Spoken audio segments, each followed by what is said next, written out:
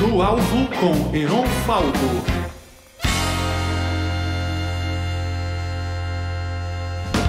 Olá, boa noite, pessoal. Vai começar agora a entrevista com o Eduardo Scianca, especialista na consciência humana.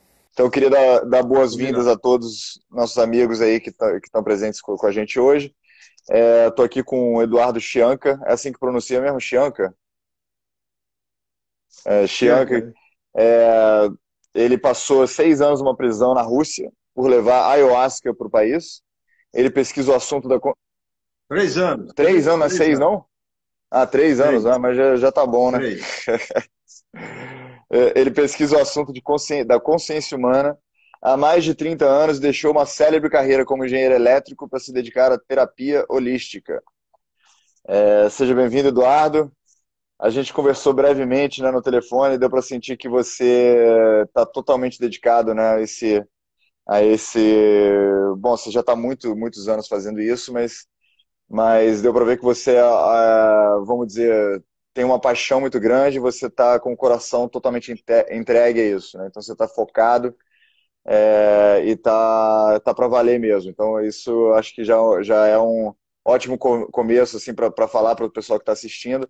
E a gente está falando aqui com um homem que está realmente morando no mato aí, né? Tá longe de tudo aí agora.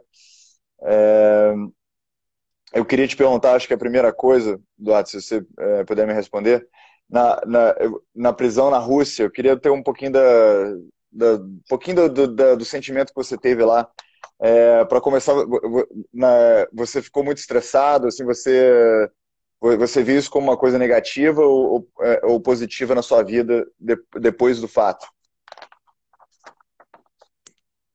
Bom, primeiramente, as coisas importantes da nossa vida, né, como os pais que nós já temos, o cônjuge, os filhos, né? Eu tenho filhos, tenho netos. Então, todos esses eventos importantes da vida, eles não acontecem por acaso, né? Ele tem toda uma razão de ocorrer. E a pessoa tem, normalmente, na sua jornada neste planeta, uma rápida jornada, né? Porque se você durar 100 anos... Ainda é pouco, né? É um piscar de olhos.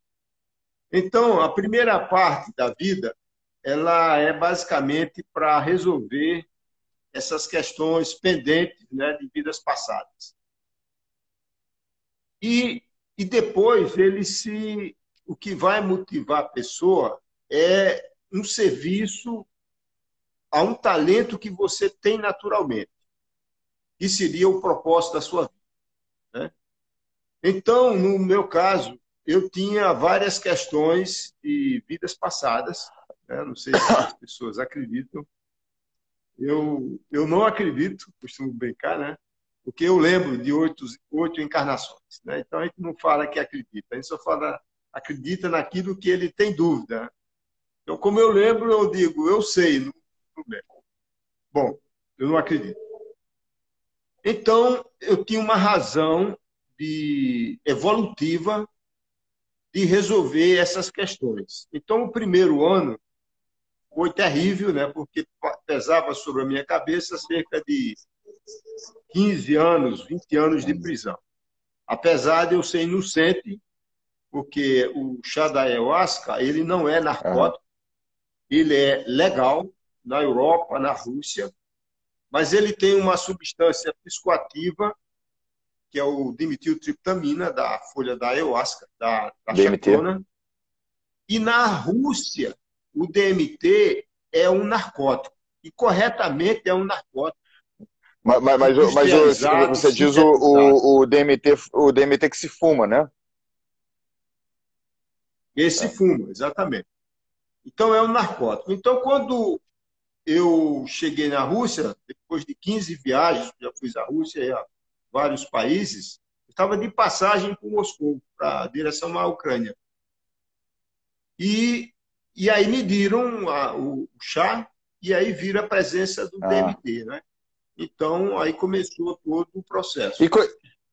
É um teste, uma prova de guerreiro, na realidade. E como é que eles detectaram difícil, DMT? Né? Aonde foi? Porque, pô, tem que ter um laboratório, né, para detectar DMT dentro de uma planta. Eles têm lá no aeroporto uma fitinha colorida que deve ter a reação, né, que vai indicando os narcóticos. Então, quando ele coloca aquela fitinha na garrafa mesmo, aí identifica que ali tem a presença do Que DMT. coisa, não sabia dessa não. Então, o primeiro ano foi esse desafio, né, por várias prisões, muito difícil. Mas depois que eu tive a primeira condenação, o primeiro julgamento, que foram de 6 anos, né? Então eu relaxei, porque eu falei, 6 anos eu me garanto, entendeu? E aí eu comecei a escrever. Então eu tratei a prisão como um retiro espiritual, né? Uma coisa. E eu escrevi Mas muito. essa coisa de você passar em 3 prisões no primeiro ano, isso foi pré-julgamento? Se você ficava indo em prisão de delegacia, como é que funcionou isso? A primeira semana foi prisão de delegacia, depois leva para uma penitenciária, leva para outra, é o padrão da Rússia. Ele vai, você faz um turismo. E você aprendeu a falar russo? Você já sabia? Como é que era? Não, eu me isolei completamente, né? Não me envolvi. Eu fiquei dentro de uma bolha mental. E você já não bebia álcool ou você bebeu vodka nesse tempo, pelo menos? Não, eu não bebo álcool desde 2006. Nenhuma mesmo, gota de água. 2006? Caramba! 2006, e como é que você está sorrindo agora, então? Como é que você está sorrindo? Olha, o álcool não faz bem, né? Eu tô brincando, é verdade. Eu tenho o maior cuidado, né? Porque o que diferencia o ser humano é sermos mentais, né? Ter uma mente criativa, né? E o álcool e a maioria dos narcóticos, eu sou totalmente contra narcóticos, né? Não tem questão de moral, é uma questão de se faz bem para a pessoa, né? Então a gente não tem julgamento, né? Mas se a coisa não faz bem para o cérebro, que é a coisa mais importante que nós temos, então deve-se preservar dentro desse contexto de ter uma mente clara. Entendi. Né? Ter boa saúde. E o que você fazia, então, para aliviar um pouquinho da dor de ficar preso? Porque eu pergunto isso, que imagino que muita gente preso arruma outras distrações, né? Você lia muito, você escrevia, né? Você está dizendo? Eu só escrevia, porque não tinha o que ler. Você não tinha acesso a livros, né? É isso que é uma das perguntas que eu ia te perguntar. Não tinha livro, não tinha internet, não tinha televisão, não tinha nada. E foi em que ano isso? Mas aí... Olha, isso começou em 30 de agosto de 2016. E eu fui votar para o Brasil em dezembro de 2018. Uau. Depois teve uma apelação lá na Rússia, aí caiu para 3 anos. Então, 6 anos virou 3 anos. Então, Aaron, foi uma prova de guerreiro, que eu gosto de falar. Eu lembro de uma encarnação como um guerreiro Cherokee, pele vermelha. Então, foi a minha prova de fogo. E desenvolvi muito a intuição, como se eu tivesse ido para um monastério no Tibete, entendeu? Só que dentro de uma prisão, né? E o importante, quando você expande a sua consciência, na realidade, o que acontece no teu entorno, ele não te afeta. Você estando em paz, dependendo da situação, você pode até estar com uma doença grave, terminal, mas se você estiver em paz, você está bem, né? Então, uma coisa que eu queria te perguntar é sobre os seus, vamos dizer, antes de você entrar na prisão, que tipo de transformação você passou dentro da prisão, que você saiu uma outra pessoa, uma pessoa mais forte? Como é que foi esse processo dentro de você? Eu tenho certeza que se a gente passa, né, se a gente... outro dia eu estava correndo, eu corro todo dia de manhã, e eu caí no chão e machuquei. E depois, pô, já aprendi muito com isso. Então, imagina passar 3 anos numa prisão russa, né, sem falar russo e tudo mais. O que eu quero entender é como é que foi essa transformação. Quem você era antes e quem você é depois. Durante a nossa jornada na Terra, né, o nosso propósito de encarnar na Terra como almas, né, é a alma que encarna. Eu sei que eu tenho uma linguagem que talvez não seja comum para as pessoas, né? Não sei, para os seguidores, né? Mas a alma que encarna na Terra, ela tem um propósito, né? É como se esse planeta tinha azul perdido nos confins do universo, é como se fosse uma escola. E a escola, a gente vai para uma escola para aprender, para evoluir, né? E existem as provas. E a prova é para comprovar se você realmente aprendeu, né? Então, o processo de sofrimento, que é parte da dualidade do nosso planeta, né? Porque a gente vive num planeta que beira o caos, né? Se você olha em termos militares, em termos políticos, em termos econômicos, em termos mais variados, é um planeta muito desigual, muito um planeta lindo com uma humanidade louca, né? Se você analisar assim, é uma humanidade de baixíssimo nível de consciência. Então, o sofrimento, vamos dar o exemplo da pandemia, né? A pandemia, o Covid-19, ele trouxe uma dose imensa de sofrimento, de dor e de morte, né? Mas, ao mesmo tempo, ela trouxe um fator evolutivo, que é para as pessoas pararem e refletirem, né? Tipo assim, o que é que eu estou fazendo aqui nesse planeta? O que é que eu estou fazendo da minha vida, né? Porque a gente vê que grandes parcelas da humanidade, ela vive em prol do supérfluo, do vazio, da distração, que não agrega nada para a sua alma, né?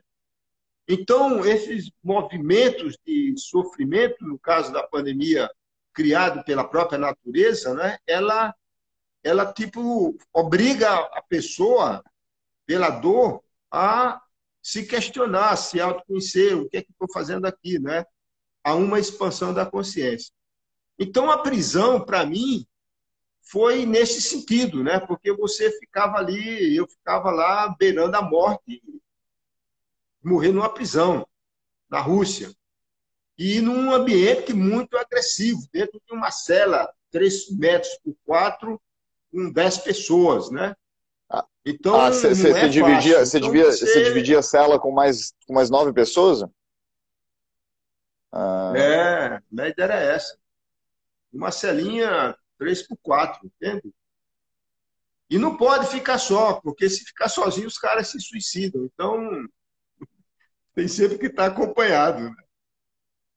Então, Aaron, todas essas coisas, né, me propiciaram que eu parasse por um ano e escrevesse 3 livros, né?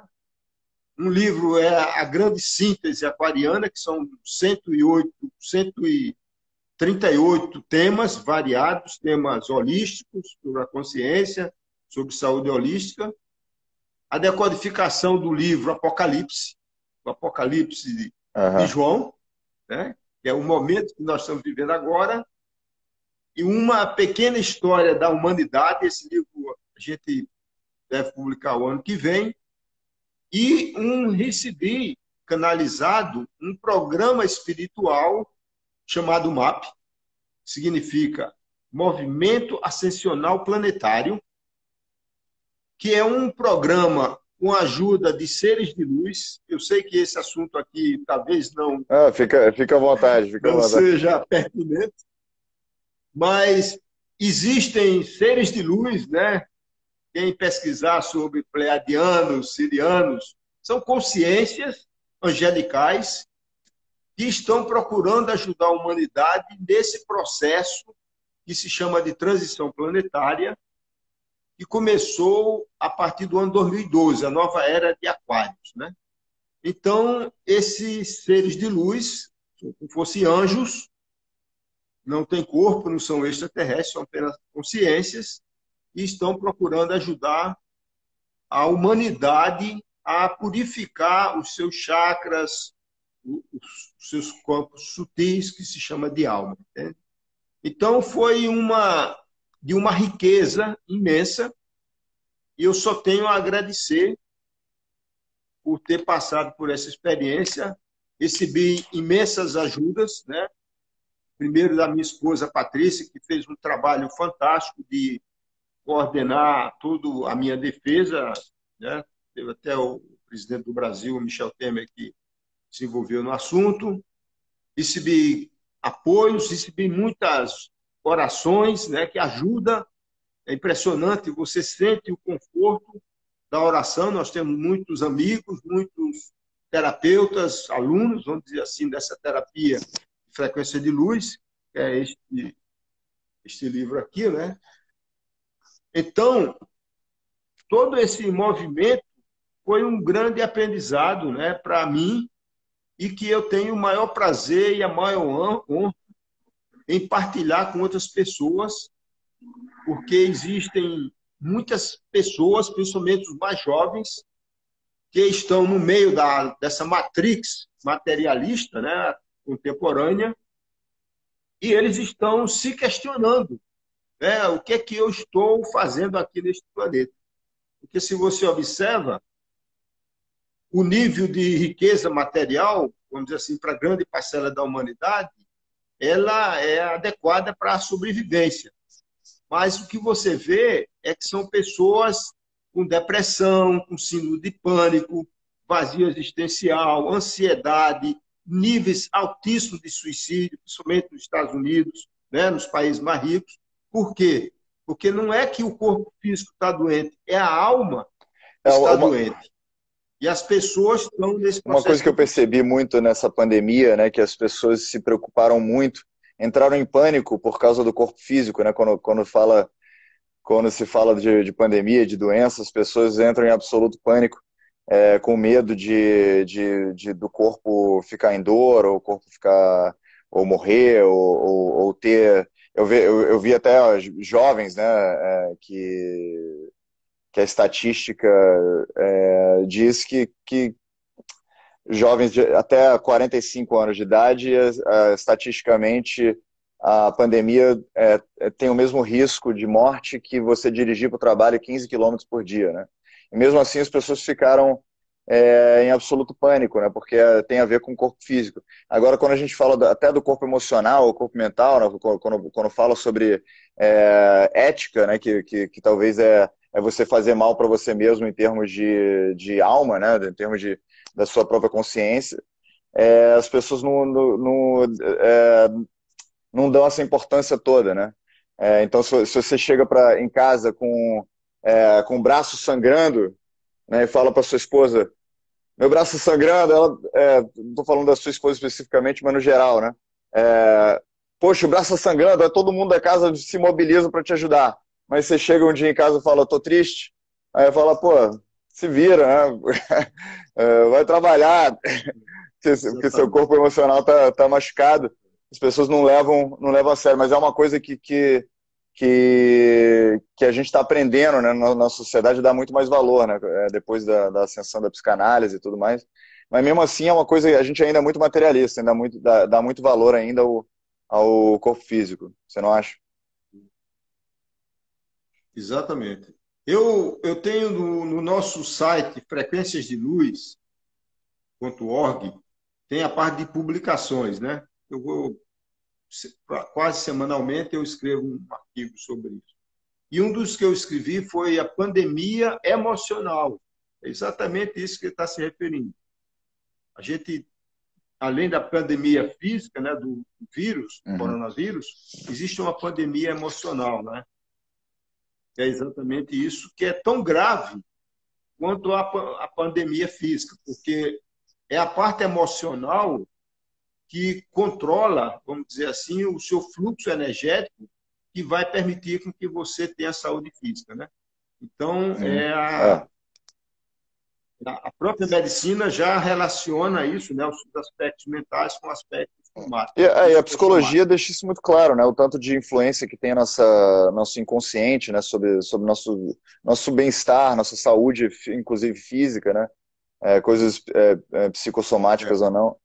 Então, assim, independente, eu vejo assim que você tem uma facilidade muito grande de falar de outras vidas, né? De pleiadianos, né? Não sei exatamente como é que fala, mas você vem de uma carreira em engenharia elétrica, né? Então, certamente houve uma transição, um período aí de transição onde você era uma pessoa que talvez se identificava mais com cérebro esquerdo, né? O hemisfério esquerdo do cérebro, e aos poucos foi fazendo uma transição para o direito e hoje em dia provavelmente para glândula pineal, né? Tá mais no centro das coisas aí. Mas eu Isso. queria saber como é que foi esse processo lá no início, quando provavelmente você tinha alguma restrição, né? Você era cético. Como é que foi esse processo de você deixar de ser cético para se tornar uma pessoa que fala com tanta naturalidade de coisas que outras pessoas nem acreditam, vamos dizer, necessariamente? Bom, o, a gente, no meu caso, né, até os 35 anos eu era cético, materialista. A minha carreira profissional foi na universidade, logo quando eu me formei, aos 23 anos. Fui um jovem professor universitário muito precoce. E aos 24 anos eu entrei na IBM e trabalhei nela há 20 anos. Trabalhei em vários laboratórios da IBM, na Itália, Estados Unidos, Japão, etc. Quer dizer, trabalho do analítico de engenharia do hemisfério esquerdo. Né? Não acreditava na reencarnação, materialista, carreira, dinheiro, poder, Uhum. entre aspas. Né? Isso funcionou bem até os 35 anos. Qual a tua idade, A minha Eram? idade é isso, 35 anos. Então, aos 35 anos, eu vi uma foto de crianças morrendo de fome em Biafra, milhares de pessoas morrendo de fome. E até aquele momento eu acreditava que havia um Deus bom e justo, mas não acreditava na reencarnação. Então aquilo me chocou, porque como é que poderia ter tantas crianças ao mesmo tempo, na mesma localidade, negras? Eu falei, então não tem justiça no universo, não tem Deus. Se tiver Deus, é um Deus perverso e que é racista, né? Porque era só criança negra. Então, eu, tipo assim, dei um berro e foi assim, qual a verdade da vida? Fiz essa pergunta para mim mesmo. Então, isso foi em 1985, eu tinha exatamente 35 anos. E aí comecei a fazer uma busca intelectual, lendo biografias, por cerca de um ano, li umas 50 biografias de várias pessoas famosas, né? E aí, lendo Pitágoras, que foi um grande filósofo, que eu conhecia como grande matemático, né? E muita admiração, aí descobri o Pitágoras, o místico, né? Falava da petonia, das pitonisas, da comunicação entre espíritos encarnados, encarnados, a escola pitagórica, que era uma escola de mistério. E aí comecei a estudar, a partir daí, comecei a estudar religião. Né? Eu, na época, daí estudava teoricamente, e naquela época da IBM eu tinha 150, torno de 150 funcionários, engenheiros muito inteligentes, de todas as religiões, islamista, islã, muçulmano, né, judeu, católico, testemunha de Jeová, ateu, tinha de tudo, né? Espírita. Então eu fui estudando e chamando essas pessoas para minha casa no final de semana e começava para entender. Então a moral da história é o seguinte, que todo mundo, em sua religião, nas suas sistemas de crenças, ele acha que ele é o dono da Uhum. verdade. E os outros estão errados. Né? E aí todo mundo pensa assim. Então, qual é a moral da história? A síntese é que ninguém está com a verdade. Porque só ele acha, pela ótica, pela visão dele, que ele é o dono da verdade. Então, eu tive uma experiência mística, logo depois desse processo de busca muito intenso, que foi sair do corpo. Isso foi em 11 de fevereiro de 1987.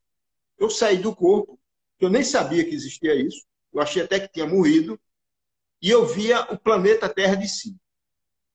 Então, uma que chama hoje de projeção astral, eu nem sabia que existia, aconteceu naturalmente, né?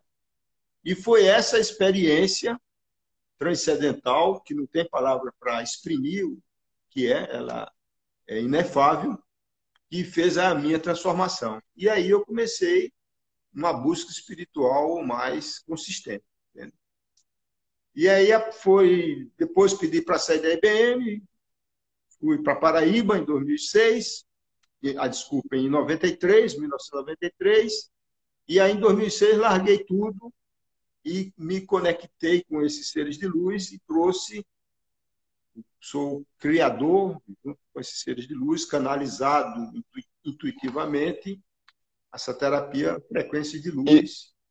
E hoje, feliz, procuro ajudar as pessoas que estão na busca espiritual, na busca do autoconhecimento, da expansão da Você conhece a Bárbara Marciniak? Bárbara Marciniak, Bárbara Handiclow, conheço. Você tem contato com ela? Como é que funciona isso? Não. Mas elas são canais pleiadianos, muito importantes, né? A Bárbara Handiclow foi quem trouxe a agenda pleiadiana na década de 90. É um trabalho dos Para quem não sabe, os Pleiades são ou seres mitológicos ou estrelas, né? São um grupo de 7 estrelas que existe do lado da constelação de Orion, né? Ali pro... dentro do editor, mas do lado de Orion, né? A Orion vai apontando para ela. Isso. E a premissa é que existem seres dentro dessa... que habitam esses sistemas solares dentro dessas estrelas, né? Em algum lugar dessas estrelas, que são, me corrija se eu estiver errado, eu estou tentando ver o que eu sei sobre isso, e são, vamos dizer, primos distantes da humanidade, né? Tá mais ou menos certo isso, não? Olha, primeiro, parabéns que você andou fazendo um dever de casa, né? Muito bem. Vamos fazer uma analogia que é mais fácil para a gente compreender, né? Vamos olhar para a Terra. Tudo tem consciência. Então, um mineral tem consciência, o reino vegetal tem consciência, os animais répteis têm consciência, os animais mamíferos têm mais consciência, e o ser humano tem mais consciência do que esses outros seres. Okay? Só que também existem seres espirituais angelicais. Né? Se você estuda as tradições religiosas, né, do Antigo Testamento hebreu, do Novo Testamento cristão, do hinduísmo, aparece a imagem, a figura do chamado anjo. Né? O que é que significa anjo? Anjo é um mensageiro. É isso que vem o significado. É um ser, uma consciência que nunca encarnou na Terra, não tem corpo físico, só tem a mente, e ele procura ajudar a humanidade, respeitando o livre-arbítrio de cada um. Como o nosso sistema solar, ele é como se fosse a 8ª estrela pendurado na constelação das Pleiades, né? E a estrela principal é Alcione. A partir de 1987, começou o alinhamento do sistema solar com a estrela Pleiade, com a estrela Alcione das Pleiades.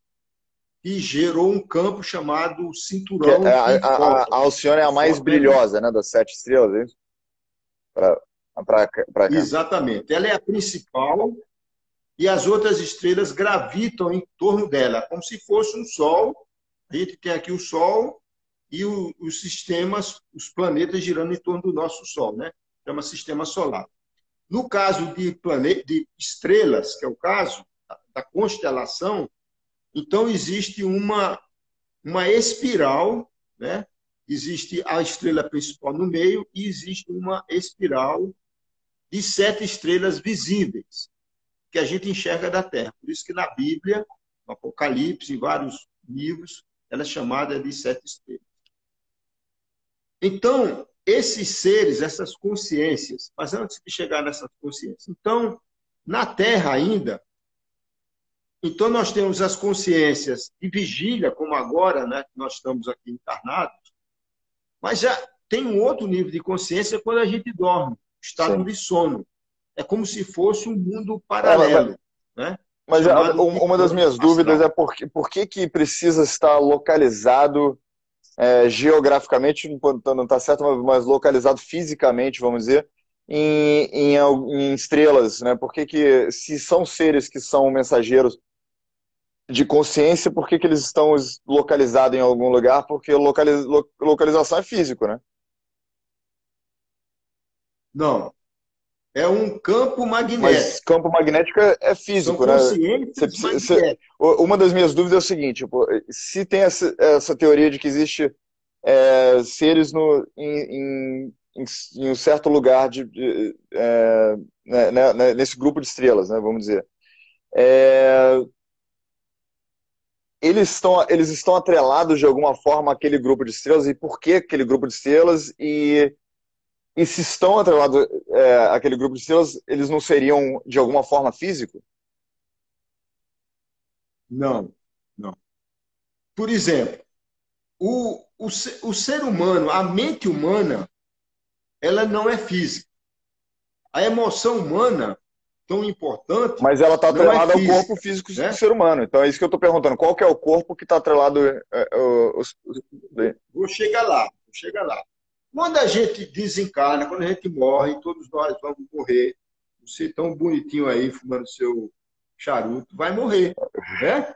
Então, quando a gente morrer, a gente perde o corpo físico. Mas a consciência não morre.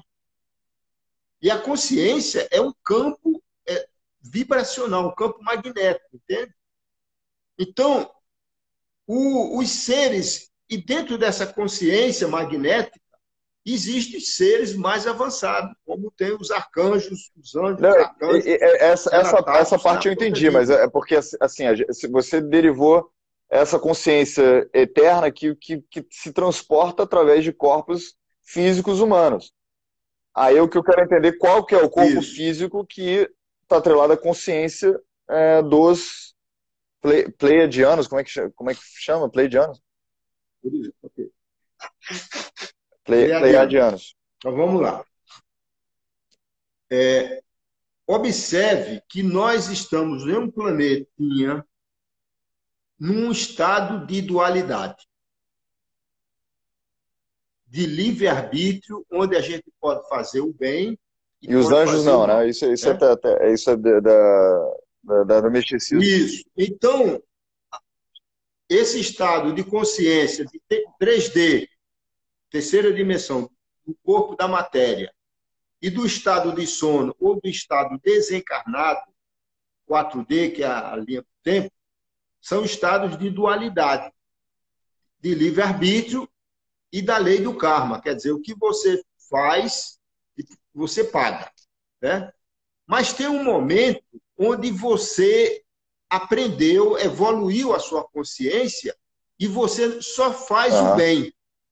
Então, é o que na teoria do Jung, que você acessa o seu eu superior. Mas aí você está além do tempo e espaço, não está? Mas se você está além do tempo e espaço, por que você está num grupo de estrelas específico? Vou chegar lá.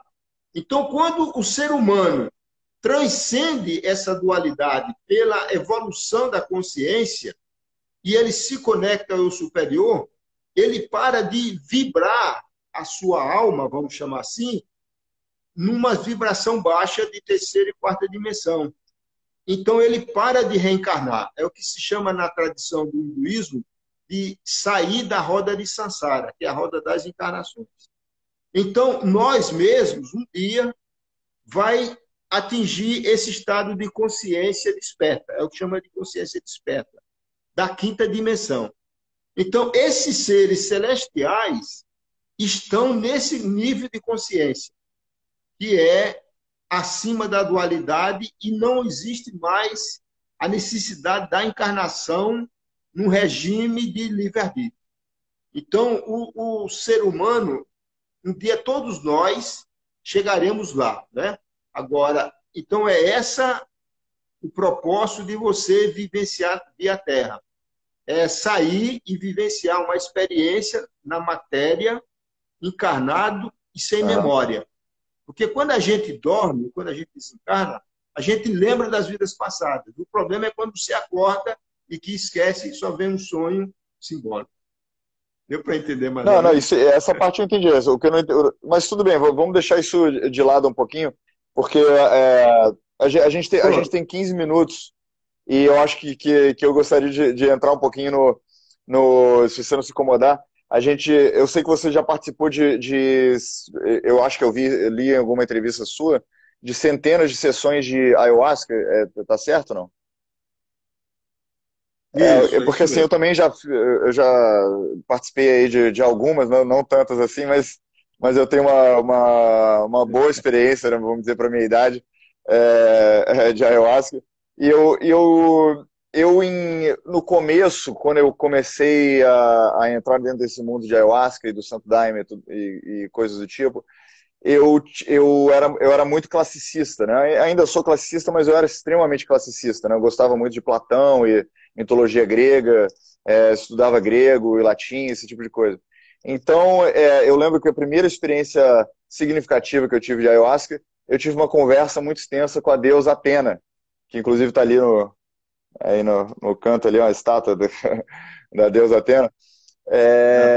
E assim, a minha questão para você é o seguinte: eu hoje percebo essa coisa toda como uma projeção da linguística do meu cérebro, vamos dizer.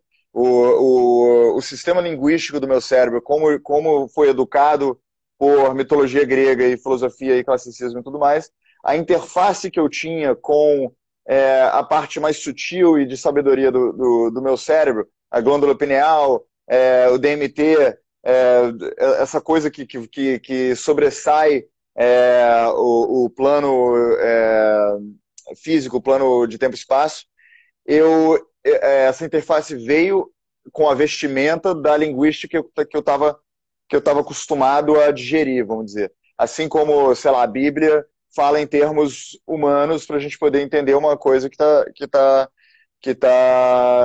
é acima dessa terra, mas fala sobre Abraão, Jacó, né? Fala sobre personagens que aparentam ser desse mundo físico, mas na verdade tá dando um mapa sobre um mundo astral, um mundo cósmico, um mundo espiritual, né?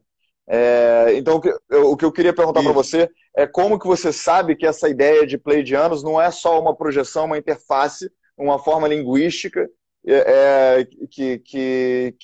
que foi a vestimenta da sua experiência, do seu cérebro. Como é que você difere isso de uma realidade objetiva? Ok.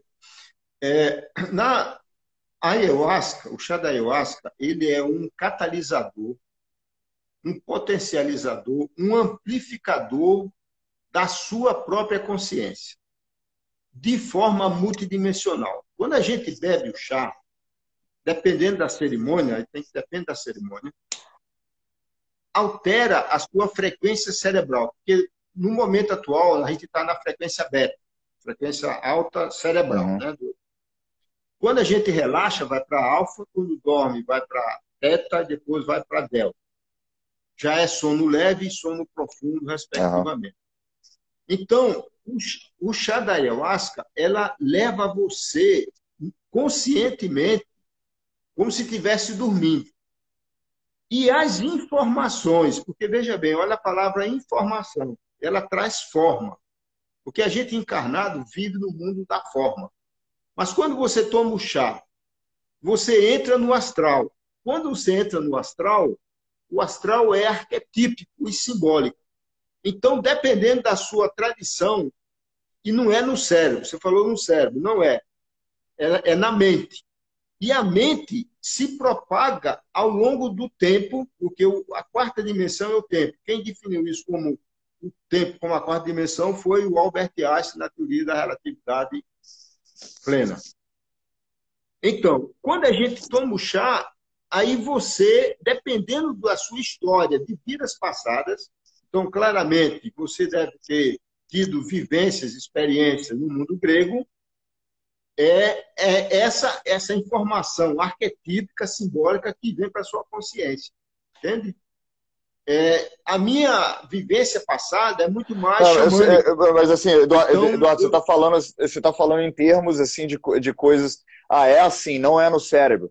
Mas pelo que eu entendo da pesquisa que existe, existem teóricos hoje em dia que propõem que a consciência não é no cérebro, outros teóricos que propõem que não há consciência sem o corpo, né? Não há como haver consciência sem o corpo. Então, assim, a minha pergunta para você, você tá falando, não é dentro do cérebro. Como é que você tem certeza que não é dentro do cérebro? Como é que você sabe que não é o seu próprio cérebro projetando isso para você? Não. Porque, veja bem, pega um exemplo prático. Uma pessoa anestesiada, com cérebro com movimento cerebral zero, totalmente zerado, e a pessoa assiste, por exemplo, a sua própria cirurgia. Né? As experiências de quase morte comprovam isso. Né? Esse princípio de que a mente é do cérebro, isso aí é uma coisa... Eu não sei se isso prova isso. Talvez partes do cérebro não precisam de movimentação cerebral para funcionar. Pode ser uma forma de explicar isso. Ok, vamos tentar explicar. Nós vamos imaginar um celular, né, que é um computador. O celular é o hardware, né, que é o cérebro. Mas quem faz o hardware funcionar é o software, são os aplicativos, que é a mente. Então, é muito claro, e já tem várias comprovações, de que é a mente sobre o cérebro, não é o contrário. Tanto é que a mente sobrevive à morte física. Então, mas Eduardo, no exemplo que você deu do celular, o software só funciona se tiver o hardware. É claro. Mas quem controla o hardware tá certo, né? Mas eu estou falando sobre o divórcio do hardware e do software. Isso aí, não existe nenhum software no mundo que tá se acontecendo sem um hardware. Isso. Mas o que permanece, que controla, tá bom, o software. Isso eu concordo, é essa interface. É isso que importa em termos de hierarquia, vamos dizer, de controle. Né? O hardware só está lá para estruturar, para poder dar uma arena onde o software vai agir. Né? Só que o que eu estou dizendo é que em qualquer exemplo que a gente tem nesse mundo, a gente sempre tem os dois juntos. Se você tira o hardware, o software morre. Entendeu? O software desaparece. Isso. Aí eu estou falando como que você sabe que essa consciência que seria o software pode sobreviver? Como é que você... Eduardo, falando nisso, eu também acredito nisso que você está falando. Eu estou perguntando isso para você para a gente chegar a alguma conversa. Eu também acredito nisso, porque assim, é complicado dizer, né? Mas como você estudou isso tanto, eu queria entender como que você chegou a essa certeza, entendeu? De que o software vive sem o hardware. Ok. Se você olhar o ser humano atual, ele 98% da humanidade é destra. Você é canhoto ou destro? Eu sou destro. Destro. O destro significa que o hemisfério dele, dominante, vamos dizer assim, que aqui no cérebro, ele tem dois microprocessadores. Um racional, lógico, analítico, materialista, e um outro intuitivo, criativo, que faz as revelações. Certo? Então, se você analisa, eu sou canhoto. Então, eu nasci com o meu cérebro intuitivo mais ativado do que o racional do engenheiro. Então, se você observa, 98% dos cientistas da humanidade como toda... Mas 98% dos seres humanos são destros. São destros. E isso é a demonstração de um grande desequilíbrio cerebral. Porque o que funciona nele, que predomina, é o aspecto materialista da sua mente. Enquanto que a pessoa que tem o hemisfério direito intuitivo, ele tem uma percepção da totalidade muito maior do que a pessoa que só tem a metade, só tem um processador funcionando em vez de dois. E a maioria dos cientistas, né, renomados que existem, eles são materialistas. Né? Ele só trata do mundo da matéria. E como ele desconhece, ele ignora o aspecto intuitivo, ele rejeita. Porque é assim que funciona a ciência. Ela funciona por modelos, por paradigmas. Né? O Albert Einstein ele dá um bom exemplo, um dos grandes, maiores cientistas que encarnou nesse planeta. Né?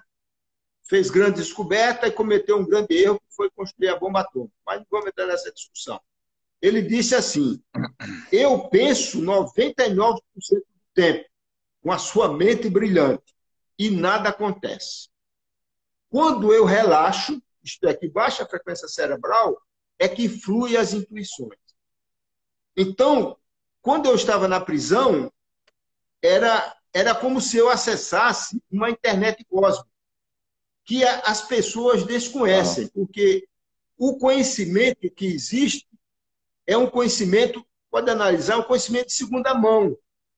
Ele não é um conhecimento que você acessa, né, através do seu eu superior. E é interessante que todos os grandes místicos, né, tem aquele momento lá de passar 40 dias no deserto, né, passar um tempo meditando na montanha, passar um tempo no mosteiro, porque é para poder chegar nessa baixa frequência, né, de estado de receptividade, onde você pode receber essa sabedoria, vamos dizer, transcendental que te transforma, né? Exatamente. Mas assim, eu acho que você respondeu mais ou menos a minha pergunta, porque eu falei de Atena, né? E você falou que provavelmente então eu tive vidas passadas que eu usava toga, né, em Atenas lá e tinha alguma experiência com isso e por causa disso eu vim com esse amor pela Grécia, esse amor pelo mundo antigo. Sem dúvida. Então você, talvez suas vidas passadas Cherokee ou Lakota, Dakota, aí por isso que talvez você tenha essa ressonância com a vamos dizer, a interface pleidiana, essa forma de adquirir sabedoria, mais ou menos, eu estou no caminho certo? Exatamente. Aí vamos dizer assim... Por favor, desculpa. Não pode falar. Não, por favor, eu nem lembro o que eu ia falar. Então, veja bem, a raça branca, que é a que domina hoje, a raça ariana, né, ela é uma raça predadora. Né? Ela está destruindo a sua própria casa. Né? A gente vê isso claramente. Os povos nativos, os peles vermelhas, são seres muito evoluídos em termos de consciência. Né? Então, esses seres, eles têm uma... Eu não vou nem falar algumas coisas aqui, porque isso não é demais, mas tudo bem. Então, a humanidade, principalmente os jovens, eles estão buscando, tipo assim, descobrir as suas raízes ancestrais. E o chá da ayahuasca, que é uma coisa imensa. A busca pela ayahuasca em todos os países É é verdade. imensa. Eu mesmo aqui no Instituto Pleiades, a gente faz cerimônias com europeus, ucranianos, russos, Como brasileiros. são as cerimônias? Que eu já vi de tudo, né? Eu acho que eu já tomei em casa, já tomei com muita gente, já tomei com todo tipo de coisa que você imagina. Mas como é que vocês fazem no instituto de vocês? Como é que é o ritual? O ritual é numa tenda no meio da mata, uma tenda onde tem um vórtice. Se você entrar no site institutopleiades.org, você vai ver as fotos de lá. Temos uma pousada organizada só para o pessoal que fica lá, participar dos retiros espirituais, seminários de frequência de luz, etc. Então, nós temos um ponto energeticamente muito elevado, que é um vórtice da Terra, como se fosse um chakra da Terra, uma construção na geometria sagrada, que amplifica a vibração. Temos muitos cristais. E a cerimônia, que eu sou o facilitador, o xamã, o coordenador, o nome que quiser chamar, e o chá, que também é um amplificador. Então, as pessoas, eles têm grandes experiências, grandes revelações, grandes transformações. Né? Porque o objetivo do nosso processo de usar o chá não é para distração, não é para entretenimento. É um processo de cura e de autoconhecimento. E o processo em si que vocês fazem, as pessoas entram numa fila, tomam o chá uma dose, vamos dizer, depois cada um vai para uma espécie de caminha com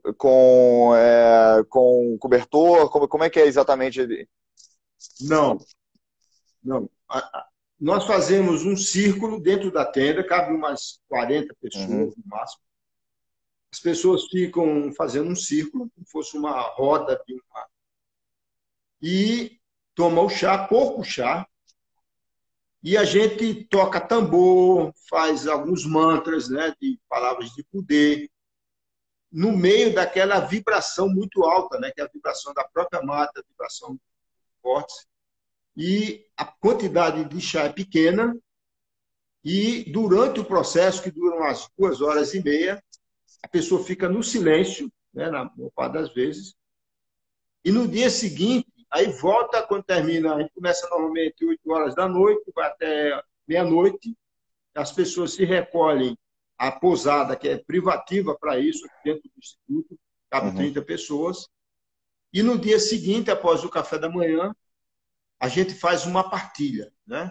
A gente reúne todas as pessoas e as pessoas vão partilhando a sua experiência, que é uma coisa riquíssima, porque ele passou por os processos internos, né? E eu vou explicando o que é que aconteceu, tirando dúvida, entende? Isso aí vai até meio-dia, 1 hora E da tarde. como é que está sendo isso? Tá sempre cheio o instituto? Como é que tá o interesse? Tá vindo gente de fora? Olha, por causa da pandemia, nós ficamos 7 meses fechados, literalmente, né? Cresceu a barba nesse período aqui. E você ficou totalmente isolado, não? Só uma pergunta.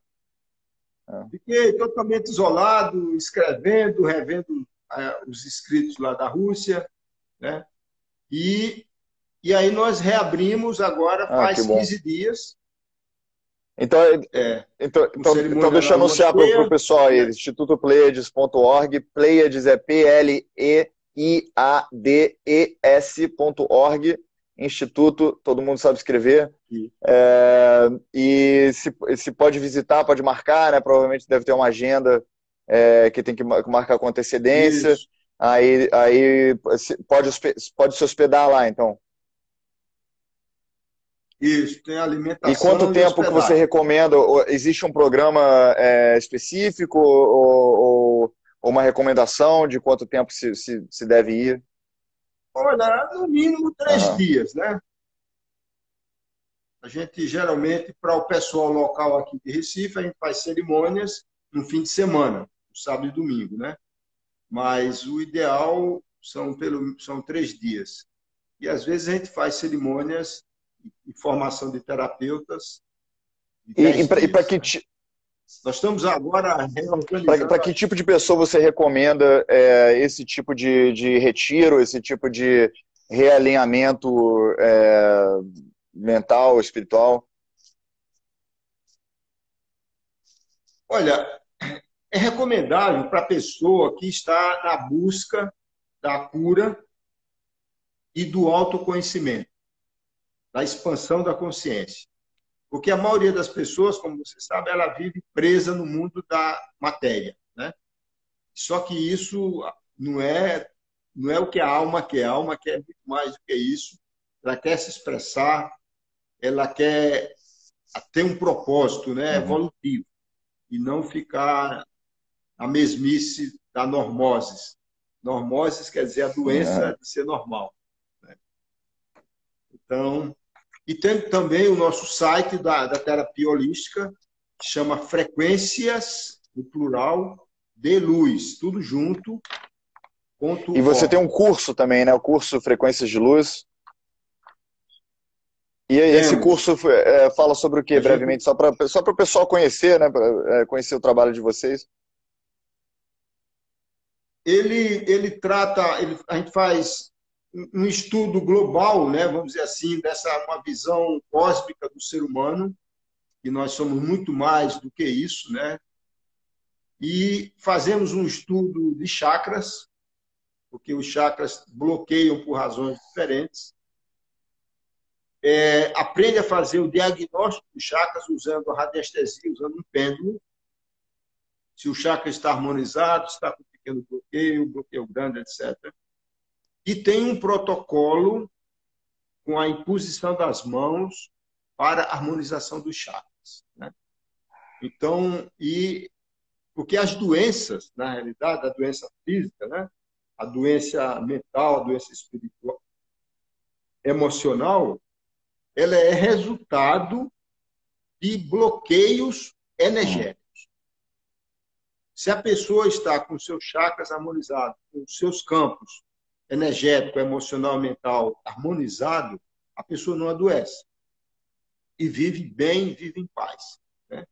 Então, como a medicina ocidental, alopata, ela só trata o ser humano do ponto de vista físico, basicamente, por especialidade, nunca é visto todo, né? Enquanto que o ser humano é como se fosse uma orquestra que tem que estar em harmonia, embora ela tenha centenas de músicos e centenas Uhum. de instrumentos, né? Mas se um instrumento da orquestra humana desequilibra, ela desequilibra tudo. A gente já está terminando aqui, terminou nosso tempo, infelizmente. Eu tinha várias outras perguntas aqui, mas eu queria dizer da minha própria experiência, só para, vamos dizer, encorajar as pessoas que talvez estejam em cima do muro, com uma curiosidade, um chamado, vamos dizer, né, para mergulhar dentro desse mundo e conhecer essa experiência de tomar o chá da ayahuasca. E eu, sinceramente, eu recomendo o Instituto Pleiades. Não é porque eu conheço, porque eu não conheço pessoalmente, mas é porque eu sei da história do professor Eduardo Chanca, que está aqui com a gente, e eu sei que ele já passou por várias outras metodologias, né, de ayahuasca, então é uma pessoa muito madura, vamos dizer, hoje faz isso de uma maneira não do jeito que você, me corrija se eu estiver errado, que você recebeu inicialmente. Você aprofundou isso a mais, você levou mais à frente e você criou uma metodologia que você provavelmente considera mais saudável, mais eficaz, né, para o buscador, para a pessoa que está buscando essa transformação espiritual. Então, eu digo assim, a minha própria experiência, quando vamos dizer, eu antes de eu ter experiências com ayahuasca e depois de ter experiência com ayahuasca, não, em termos de conhecimento, a gente não muda muita coisa. Eu acho que o que muda significativamente, no meu caso, por exemplo, é que muita coisa que eu sabia, lendo Jung, lendo Platão, Pitágoras, qualquer misticismo, cabala, qualquer coisa do tipo, você pode até gostar muito desse tipo de coisa, você pode estudar muito sobre o mundo angelical, o mundo espiritual, esse tipo de misticismo, Só que, tomando ayahuasca, o incrível é que você tem uma experiência, né? Uma experiência ao vivo e a cores, né? Como é que pode se dizer isso? Você tem uma presença naquilo, então você está acordado enquanto aquela coisa acontece, obviamente você tá passando isso junto com outras pessoas. Então você entende que aquilo é realmente é uma experiência real e não uma esquizofrenia, né? Não um outro tipo de coisa que você pode estar passando. E isso leva você a entender que vamos dizer, Eduardo, só para ser leniente, né? Que muita gente não acredita em corpo astral e qualquer coisa do tipo, mas mesmo se você não acreditar, você, no mínimo, entende que o seu cérebro ou sua mente tem muito mais camadas do que você achava que tinha antes. Né? No momento que você passa por essa experiência, você entende isso na prática, que uma coisa é você teorizar isso, não, eu acho que é verdade, eu não sei se é verdade, aí fica no debate verbal, né? Mas outra coisa é você viver essa experiência de fato. E aí não é uma questão, não é uma questão de acreditar ou não acreditar, é uma questão de identidade, né? É uma questão de ter vivenciado. Então a diferença entre, por exemplo, sabia que sua mãe pode não ser sua mãe, né? Claro, é verdade, você pode ter sido trocado no berço, mas a sua mãe é sua mãe porque você tem a identidade, essa identidade, né? Ninguém pode te convencer teoricamente que sua mãe não é sua mãe, porque né? Não faz diferença a teoria e o papo verbal. A diferença mesmo é a experiência da identidade. E eu acho que a ayahuasca te dá uma experiência de identidade, de passar por um momento, uma presença e uma percepção alterada, né? Uma capacidade mental ou cerebral, dependendo do jeito que você quiser colocar, que você não tem no dia a dia, né? Que você até é capaz, em experiência de quase morte, você é capaz de acessar isso, né? O DMT é liberado no cérebro e coisa do tipo. É possível, ou em momentos de êxtase, não em termos de droga, mas em termos de companheirismo ou de autoentusiasmo, na verdade é possível também o DMT espalhar no cérebro. Só que o interessante da ayahuasca é que você faz isso ritualisticamente. Então é quase, vamos dizer, replicável, né? Então que eu lembro sempre que eu tenho uma experiência ou eu acho que qualquer pessoa ouvindo aqui que vai concordar com isso, quando você tem uma experiência muito impactante, depois que vai passando bastante tempo, você vai perdendo a conexão com essa experiência e você vai duvidando um pouco se ela foi real ou não. Então, o interessante da ayahuasca é que é replicável, né? Você pode ir lá fazer de novo e voltar para aquele centro da experiência de novo. Então, é uma coisa realmente única, né? Dentro desse mundo. É claro que existem outras substâncias psicoativas que aproximam e tudo mais, mas eu já experimentei de tudo e a ayahuasca é de longe, né? Vamos dizer, a mais autêntica e a que te leva num grau de maior dessa experiência transcendental de fato, né? Então eu queria recomendar aí o Instituto Pleiades mais uma vez, recomendar o canal de YouTube do Eduardo Chanca, dizer que às quartas-feiras no Instagram ele faz uma meditação de autocura, né? Continua sendo quarta-feira? Todas as quartas-feiras, 21 horas. E é isso, eu queria te agradecer muito, Eduardo, por ter participado do meu programa aqui e dizer que, infelizmente, a gente não conseguiu chegar nem a 15% aqui do script aqui, assuntos que eu gostaria de abordar, mas se você aceitar, outro dia eu posso fazer um convite para a gente se aprofundar um pouquinho. Será um prazer, uma grande honra. Eu fico muito feliz ver um jovem como você, já de consciência desperta, com um número significativo de seguidores e trazendo uma contribuição importante, né? Porque no meio das trevas que a gente vive, do materialismo, se a gente acende uma velinha, apenas uma velinha, mas ela tem um poder de iluminar muitas consciências, né? Então, eu estou a seu serviço e é um prazer voltar aqui para outras oportunidades E quem quiser me contactar pelo Instagram é Eduardo Schenca Eduardo Rocha. Checa Rocha. É.